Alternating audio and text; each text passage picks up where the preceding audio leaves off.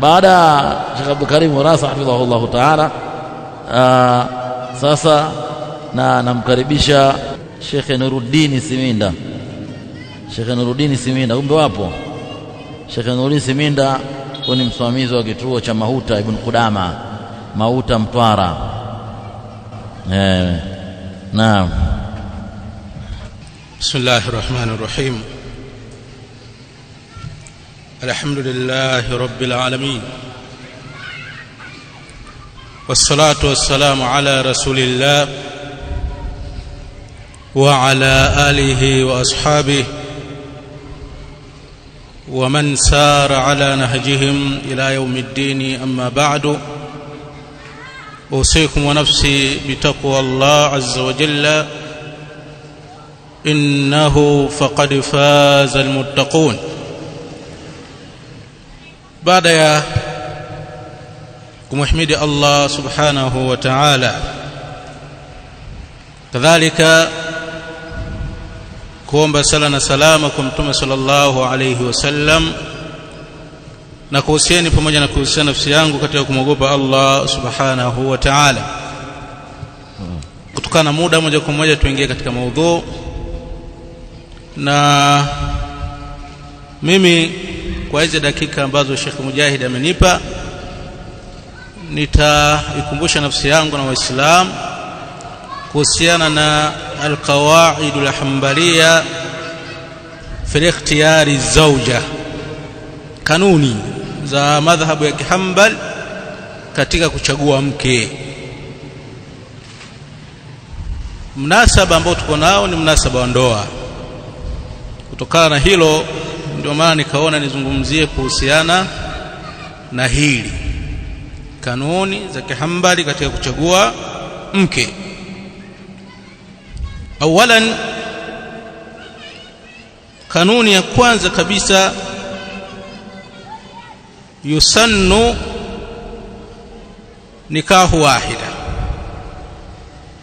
ni sunna kuwa mwanamke mmoja basi. In hasala biha i'fafun, lakini ikiwa kwa huyo mke mmoja inapatikana ile hali ya mtu kujizuia na maasi ya zina.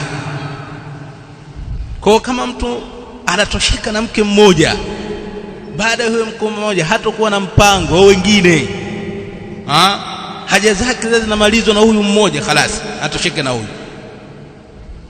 Limadha? Lianna fi ziyada ta'ridun lilharam, kwa sababu katika kuzidisha mke mmoja mtu anajiingiza katika haramu. Haramu yeye ni ipi? Adamul adl, kutokuwa muadilifu. Na Allah subhanahu wa ta'ala kabainisha kwamba hakika mliokuwa wengi hamtoweza swala la uadilifu hata kama mtakuwa na pupa katika nukta hiyo. Kwa kanuni ya kwanza kabisa, mtu awe mke mmoja, lakini kama anamtosha. Kama hamtoshi, basi aongeze wa pili, aongeze wa tatu na wa nne.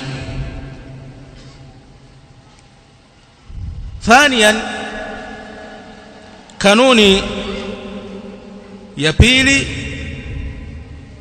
dayina, yani an takuna almar'a dayinatan, mwanamke mwenyewe ambaye anataka kumuoa au mwanamke ambaye ana dini, kalelewa katika mazingira ya dini, anaswali tokea nyumbani, anavaa hijabu tokea kwao, anasoma Qur'ani tokea huko alikotokea, na si mwanamke wa kuahidi dini. Mwanamke ambaye ana dini na si wa kuahidi dini. Wa kuahidi dini mwanamke ambaye amekuwa mtaani, hana cha dini, kubali na mazingira ya dini, lakini akatokea salafi, kaambia bwana vipi ulivyo, mimi nakutaka lakini mimi bwana salafi. Kweli tunaweza tukaendana? Yeye anaweza kaangalia kanzu, mashaallah, unavyopendeza, akasema haina shida, mimi niko tayari, nitabadilika. kuswali, mimi si Muislamu, nitaswali tu. Hijabu haina shida, mimi si binti wa Kiislamu, hijabu nitavaa. Wa hakadha. Huyu mwanamke hawi salama sana katika maisha yako. Kwa nini? Kwa sababu vitu vingi atajilazimisha kwa ajili ya kutaka ndoa na wewe, lakini mengi atakuja kuyavuruga na kuyaharibu. Huyu si sana kumzingatia katika swala lako la kutafuta mke, bali oa mwanamke ambaye ana dini.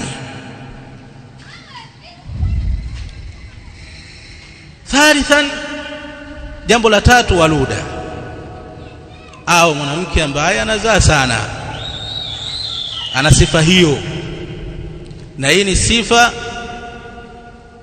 ya mwanamke ambaye dini ya Kiislamu inamuhimiza muoaji aweze kuzingatia.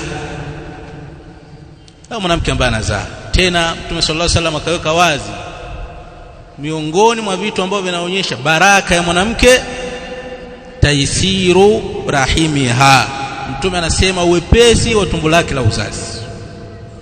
Manake anazaa sana, na kuzaa sana utajua kwa moja ya mambo mawili: imma mwenyewe amewahi kuolewa akapata watoto kwa wingi, au kama hajawahi kuolewa utaangalia wale wanawake waliomzunguka, mama yake, dada yake, shangazi yake, mama yake mdogo. Kama hawa wana sifa ya kuzaa sana, basi hii ni dalili kwamba na huyu naye atakuwa na sifa hiyo. Hili linatupeleka katika kadhia nyingine ambayo ahli ilmu wanaizungumzia kwenye hii nukta, kuhusiana na masala tahdidu an-nasl na tanzimu an-nasli. Tahdidu an-nasli ni mtu kuweka kiwango maalum cha watoto, kwa maana mimi nataka watatu tu au nataka wanne tu. Saraha al-ulama bi anna dhalika haramu. Ahlul ilmi wameweka wazi kwamba hilo jambo ni jambo la haramu, halijuzu. Tahdidu an-nasli, hili jambo halijuzu.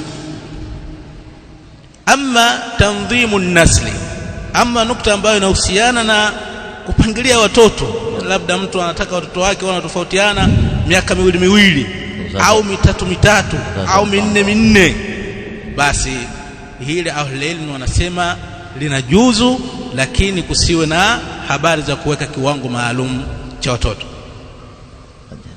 Tayib. Rabian, kanuni ya 4, bikr. Ni sunna mwanamke ambaye mtu anataka kumwoa bikra, yani antakuna almar'a bikran, mwanamke ambaye anataka kumwoa bikra.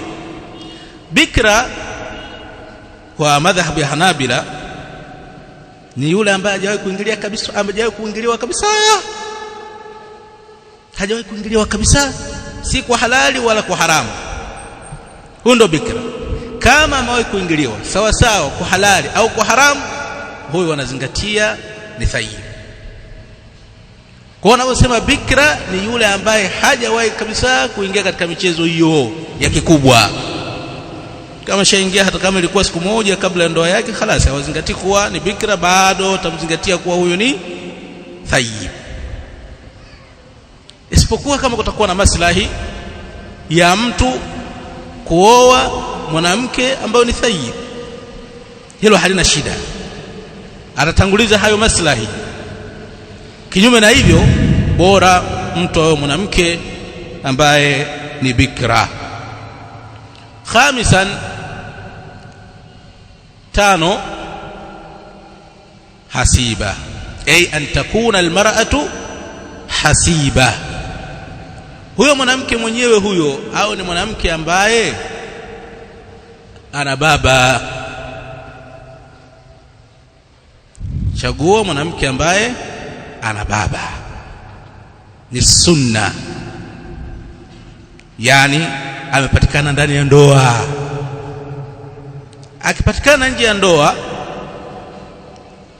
inajuzu mtu kumwoa, lakini hawapendelei sana hilo, na wala hawalishauri hilo, bali wanatushauri kwamba huyu mwanamke mwenyewe awe na baba, awe na familia, kwa sababu kinyume na hivyo kuna kaudhalili fulani unapatikana kama mwanamke atakuwa hana baba.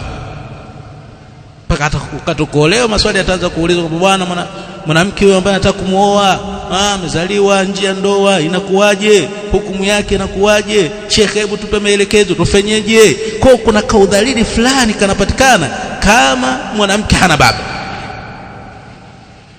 Kwa chagua mwanamke ambaye ana baba, ambaye anapatikana ndani ya ndoa bila ummi. Sita wanasema huyo mwanamke mwenyewe huyo ni vizuri kama hana mama, yani kama amefiwa. Lianna al-ummahat yufsidna auladahunna, kwa sababu mara nyingi hawa akina mama wanaharibu watoto wao, hasa wa kike. Hawa mabinti mara nyingi fikra zao huwa wanachukua kwa mama zao. Sasa ikiwa wamama wenyewe si watu wa dini, basi inakuwa ni shughuli pevu. Yani inajuzu kumwoa ambaye ana mama, yani hatusemi kuwa ni haramu, lakini ukimpata ambaye hana mama, wanasema huyu ni bora zaidi kuliko yule ambaye hana mama. Kwa nini? Kwa sababu hakuna ambaye atakayeongoza akili zake, bali mambo yale yote ya sawa sawa atakuwa anayachukua kwa kuwewe mume. Kinyume na hivyo, wewe unaweza kuwa unamuongoza katika hili, lakini mama yake akawa anamuongoza katika jambo lingine, shughuli ikawa pevu ndani ya nyumba. Wewe unataka mwanamke awe hivi, yeye anaenda hivi kama vile ambavyo mama yake anavyotaka. Wanawake wangapi wanajinasibisha na manhaji ya as-salaf as-salih, lakini wanakuja kufanya mambo yasiyokuwa na maana kwa sababu ya kuharibiwa na mama zao. Kwa hiyo kama ukipata mwanamke asiyokuwa na mama, huyo safi 100%. Lakini akiwa na mama ni khalas, yeye anafaa. Je, awe mzuri? Na swala uzuri hii ni swala la nisba. Inawezekana huyu akaona mwanamke mwenye sifa hizi mzuri na mwingine asione kwamba huyo mwanamke ni mzuri.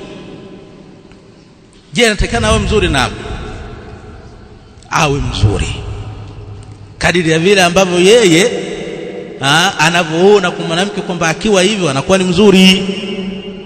Lakini la yasalu an diniha hatta yusafa jamaluha. Muoaji huyu asiulize dini ya mwanamke kwanza mpaka elezwe uzuri wake. Yani wewe unavoenda kutaka mke, usianze kwanza kuuliza huyu mwanamke mwenyewe ni salafi au ni vipi, mpaka kwanza ujue huyu mwanamke ana sifa zipi. Zile sifa ambazo wewe unazitaka anazo. Kama unataka mweupe, je, ni mweupe? Kama unataka alionona hivi, je, huo unono anao? Unataka mrefu, je, huo urefu anao? Haya mtu akisha yajua, ndio sasa aanze kuuliza, bwana dini yake ikoje? Kwa nini wanasema hivi? Wanasema kwa sababu ukianza kuuliza dini kakuridhisha na ukaona mashaallah huyu mwanamke ana dini, halafu baadaye ukigeukia kwenye uzuri sifa hana, ukagairi, utaambiwaje? Kidume bwana anachozingatia ni uzuri, haangalii mambo ya dini.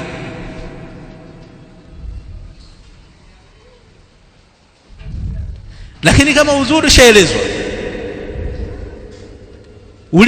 ulivyoulizwa kuhusiana na masala ya dini ukaambiwa dini hamna, ukamwacha, kuna shida. Hakuna atakaye kutuhumu kwa kumwacha huyo mwanamke kwa sababu hana dini. Kwa pamoja kwamba mtu ataikana aoe mwanamke ambaye ana dini, lakini wakati wa kwenda kuchumbia aende wakati anajua uzuri wa huyo mwanamke, ili kama mapungufu yatokee kwenye upande wa dini aghairi kwa hilo. Asianze kwanza kufahamu dini afu anaenda yeye anataka mweupe akakuta mweusi akaghairi kwa sababu mwanamke ni mweusi, hapa lazima tuhuma zitatokea tu. Watu wataanza kusema umeona sasa vijana wa kisalafi wanataka weupe tu, sasa weusi wataolewa na nani, na vitu sampuli kama hii. Dakika zimeisha. Sheikh anasema dakika zimeisha. Basi yani kwa nakumbusha hayo ni muhimu, na haya yote wana dalili zao sawa sawa kutoka katika kitabu cha Allah subhanahu wa ta'ala au kutoka katika sunna za Mtume sallallahu alaihi wasallam au kwa taalili, kwa tajriba jinsi maisha yalivyo. Barakallahu fikum wa jazakumullahu khairan.